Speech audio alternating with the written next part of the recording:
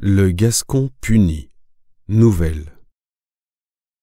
Un Gascon, pour s'être vanté de posséder certaines belles, fut puni de sa vanité, d'une façon assez nouvelle. Il se vantait à faux et ne possédait rien. Mais quoi, tout médisant est prophète en ce monde. On croit le mal d'abord, mais à l'égard du bien, il faut que la vue en réponde. La dame, cependant, du Gascon se moquait. Même au logis, pour lui, rarement elle l'était, et bien souvent qu'il la traitait d'incomparable et de divine, la belle aussitôt s'enfuyait, s'allant sauver chez sa voisine. Elle avait nom Phyllis, son voisin Eurylas, la voisine Chloris, le Gascon Dorylas, un sien ami Damon, c'est tout si j'ai bonne mémoire. Ce Damon de Chloris, à ce que dit l'histoire, était amant aimé, galant, comme on voudra, quelque chose de plus encore que tout cela. Pour Phyllis, son humeur libre, gaie et sincère montrait qu'elle était sans affaires, sans secret et sans passion. On ignorait le prix de sa possession, seulement à l'user chacun la croyait bonne. Elle approchait 20 ans et venait d'enterrer un mari, de ceux-là que l'on perd sans pleurer, vieux barbon qui laissait des écus plein 1 tonne. En 1000 endroits de sa personne, la belle avait de quoi mettre un Gascon aux cieux. Des attraits par-dessus les yeux, je ne sais quel air de pucelle, mais le cœur tant soit peu rebelle toutefois de la bonne façon. Voilà Phyllis. Quant au Gascon, il était Gascon, c'est tout dire. Je laisse à penser si le sire importuna la veuve, et s'il fit des serments. Ceux des Gascons et des Normands passent peu pour mots d'évangile. C'est pourtant chose facile de croire Dorylas de Phyllis amoureux, mais il voulait aussi que l'on le crût heureux. Phyllis, dissimulant, dit un jour à cet homme « Je veux un service de vous. Ce n'est pas d'aller jusqu'à Rome, c'est que vous nous aidiez à tromper un jaloux. La chose est sans péril et même fort aisée.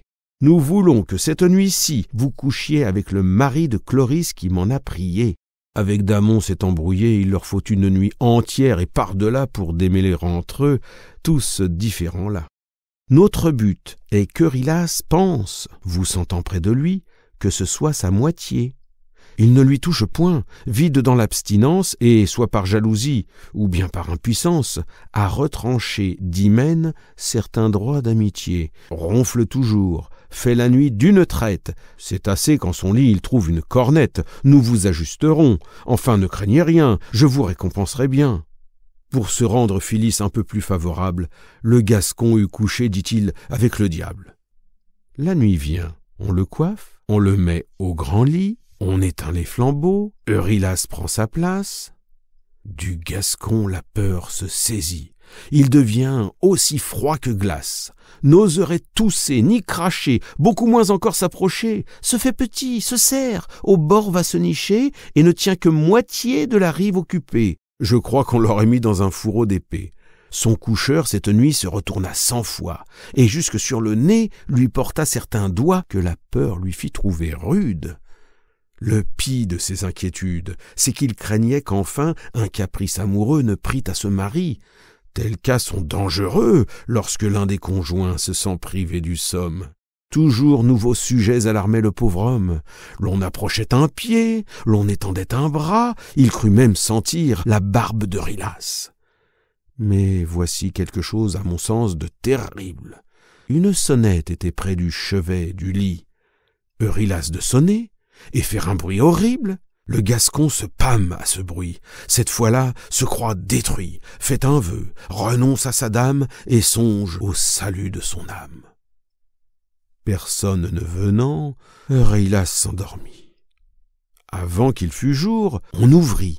Phyllis l'avait promis, quand voici de plus belle un flambeau, comble de tout maux. Le Gascon, après ses travaux, se fut bien levé sans chandelle. Sa perte était alors un point tout assuré. On approche du lit, le pauvre homme éclairé prie Eurylas qu'il lui pardonne. « Je le veux, dit une personne, d'un ton de voix rempli d'appât. C'était Phyllis, qui, d'Eurylas, avait tenu la place, et qui, sans trop attendre, tout en chemise, s'alla rendre dans les bras de Chloris, qu'accompagnait Damon. C'était, dis-je, Phyllis, qui conta du Gascon la peine et la frayeur extrême, et qui, pour l'obliger à se tuer soi-même, en lui montrant ce qu'il avait perdu, laissait son sein à demi nu.